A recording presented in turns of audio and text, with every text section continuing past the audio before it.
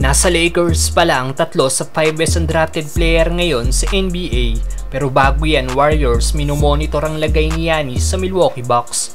Trending nga pong sinabi ni Giannis noong nakaraan na wala siyang planong pumirma ng contract extension sa Bucks kung wala siyang makikitang pagbabago sa franchise na gustong manalo ng kampyonato.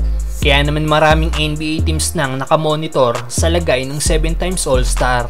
At isa na nga po dyan ang Golden State Warriors na ayon sa report itatambal si Giannis kay Stephen Curry.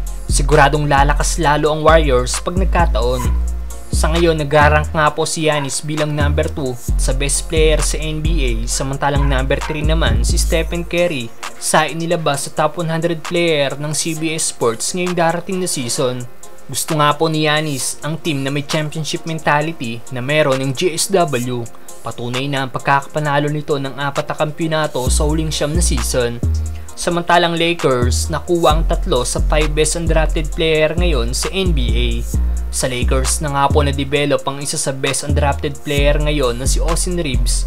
Bigo nga pong mapili si Reeves noong 2021 NBA draft, pero kinuha nga po siya ng Lakers bilang two-way player.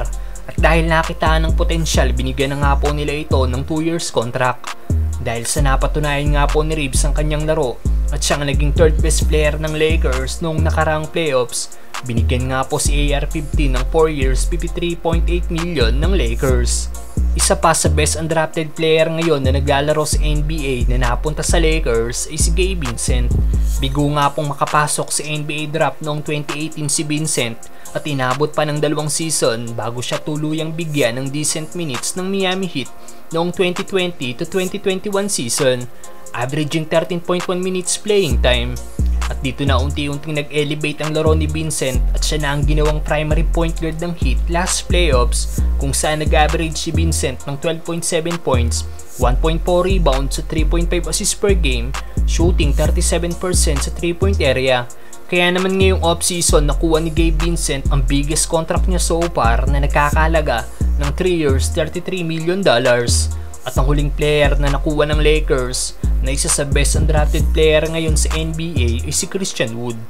Matapos bigong mapili ni Wood noong 2015 NBA draft, kinuha nga po siya ng Sixers para sa 3 years $2.4 million contract. At dito nagpalipat-lipat na nga po si Wood ng mga NBA team. Ganun pa man, na-develop pa rin nga po ang laro ni Wood at ngayon isa na siya sa decent big man ng NBA. Kayang-kaya nga po ni Wood mag-average ng 20 points per game kung mabibigyan lang siya ng sapat na minuto.